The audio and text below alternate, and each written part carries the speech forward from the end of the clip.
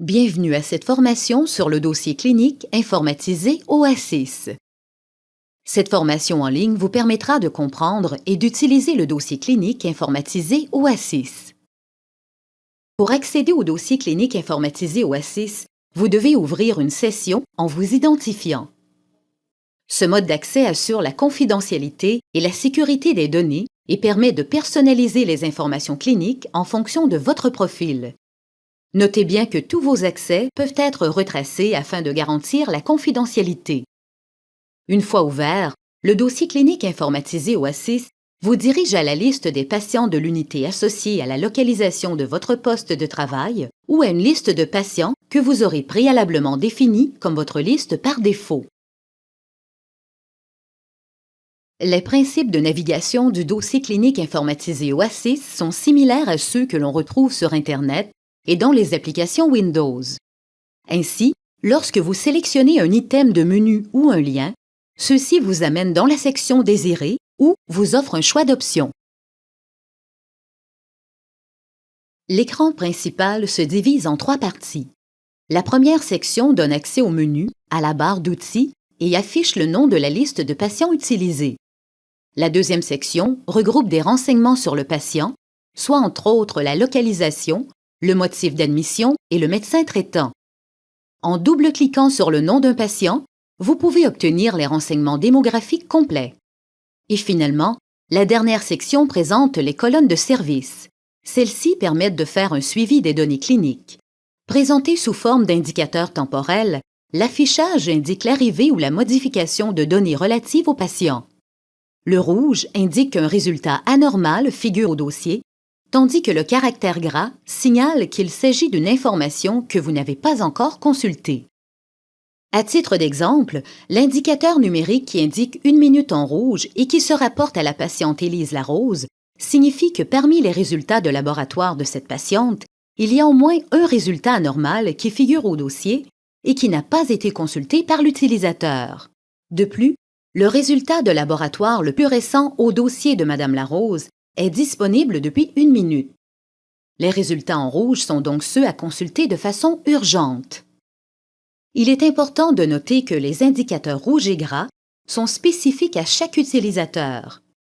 Ils n'indiquent pas si d'autres utilisateurs ont consulté ou non les résultats.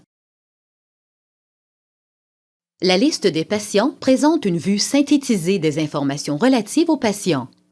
Du côté gauche, on y retrouve les colonnes logeant les renseignements relatifs aux patients. À droite, d'autres colonnes logent les informations en lien avec les données cliniques, groupées selon des catégories correspondant aux systèmes auxiliaires, tels que les laboratoires, l'imagerie médicale, etc. La section des renseignements relatifs aux patients présente des informations sommaires. Vous pouvez trier le contenu de chacune des colonnes en cliquant sur l'entête de celle-ci. Un nouveau clic sur l'entête de la colonne permet de passer d'un tri croissant à un tri décroissant. Cette fonction de tri est offerte seulement lorsque le titre de la colonne est en caractère gras. À titre d'exemple, si vous voulez consulter le dossier d'un patient précis, vous pouvez faire un tri par nom afin d'afficher la liste des patients par ordre alphabétique, ce qui facilitera votre recherche. Pour obtenir des renseignements additionnels au sujet du patient, vous pouvez accéder à la fenêtre des données démographiques en effectuant un double-clic sur son nom. Vous aurez ainsi accès à certaines précisions concernant l'avertissement, les coordonnées du patient ou encore les différents numéros de dossier. Les informations de nature temporelle, minutes, heures, semaines, mois et années, affichées dans les colonnes à droite, représentent le temps écoulé depuis lequel de nouvelles données cliniques sont disponibles. À titre d'exemple, le patient en surbrillance a ici un nouveau résultat de laboratoire disponible depuis 2 heures, un rapport d'imagerie médicale depuis 5 jours, et ainsi de suite. Il est important de noter que la modification d'une donnée clinique entraînera aussi la réinitialisation de l'horloge.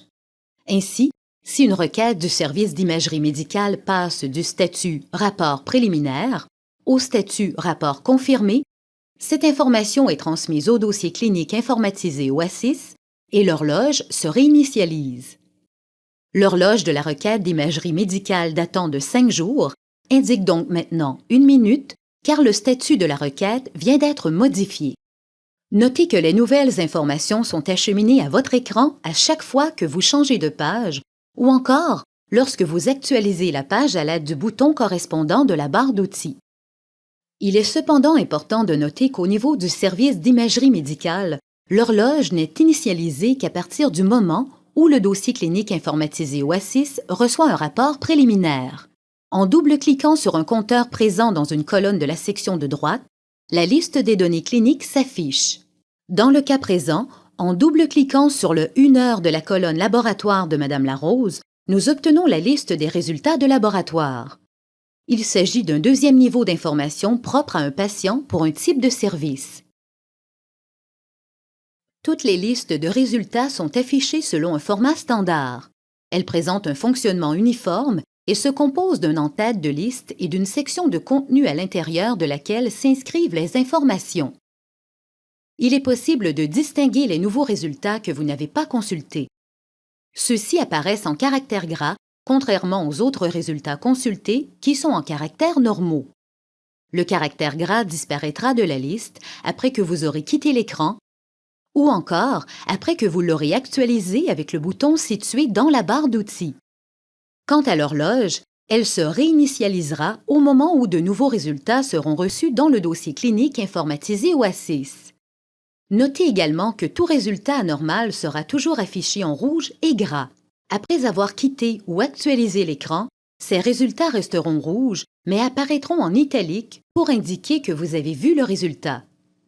Une fois que vous aurez appris à manipuler une liste de résultats, vous pourrez utiliser toutes les autres listes du dossier clinique informatisé OASIS de la même façon. Voyons maintenant comment sélectionner et enregistrer une liste de rendez-vous. Le dossier clinique informatisé OASIS permet de sélectionner une liste de patients ayant un rendez-vous dans une clinique pour une date donnée. Les médecins pourront accéder directement à leur liste de rendez-vous en clinique externe à partir de l'onglet des listes de l'utilisateur. Selon le médecin, il n'y aura aucune, une ou plusieurs listes selon les consultations externes qu'il effectue. Si vous n'êtes pas médecin, ou encore si la liste de rendez-vous dont vous avez besoin n'est pas accessible par l'onglet « Liste de l'utilisateur », vous devez sélectionner une liste du système nommée « Rendez-vous ». Les paramètres de sélection vous permettent de choisir une clinique ou, de façon plus précise, le nom du médecin ou du professionnel associé à la clinique. La recherche des listes peut s'avérer longue compte tenu du nombre de cliniques répertoriées. Il est donc conseillé de rechercher votre clinique et de l'enregistrer dans vos listes personnelles pour éviter les recherches répétitives. Pour ce faire, vous aurez cependant besoin du nom et de la localisation de votre clinique. Après avoir sélectionné votre clinique, vous aurez à enregistrer celle-ci. Par défaut, votre liste sera dynamique, c'est-à-dire qu'à chaque fois que vous utiliserez cette liste, elle présentera la liste des patients ayant un rendez-vous le jour même. Si vous souhaitez garder un portrait d'une liste de rendez-vous d'un jour précis, vous devrez changer le paramètre pour « Statique ». Le dossier clinique informatisé OASIS rend disponible la fonction « Sommaire du patient ». À partir de la liste de patients, il est possible de le consulter à l'aide du menu « Sommaire ». Vous pouvez aussi y accéder rapidement en sélectionnant le patient avec le bouton de droite de votre souris. Le sommaire du patient permet de visualiser dans un même écran certaines informations, telles que les données de laboratoire, de microbiologie, d'imagerie médicale et de pharmacie. L'information présentée équivaut aux listes de données. En cliquant sur une ligne, vous avez donc directement accès à l'écran de détail. Pour les services de laboratoire, de microbiologie et d'imagerie médicale, l'information résumée présente les résultats obtenus au cours des 72 dernières heures ou les 10 plus récents résultats. Pour le service de pharmacie, tous les médicaments actifs sont présentés. Les valeurs par défaut du dossier clinique informatisé OASIS sont des critères visant à fixer son comportement de base.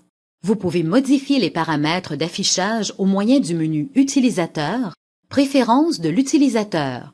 Une fois que vous aurez effectué votre choix, le dossier clinique informatisé OASIS s'ouvrira lors des lancements successifs selon les préférences choisies, quels que soient ses paramètres par défaut. L'onglet Liste vous permet de modifier l'affichage des listes. Vous pouvez définir le nombre maximal de lignes que vous souhaitez voir. L'onglet Système vous permet de modifier la version linguistique du dossier clinique informatisé OASIS, ainsi que l'option relative à la sauvegarde du contexte au moment de la déconnexion. Pour tous les détails sur les préférences de l'utilisateur, vous pouvez consulter le guide de l'utilisateur web du dossier clinique informatisé OASIS en cliquant sur le point d'interrogation de la barre d'outils ou en consultant le menu Aide.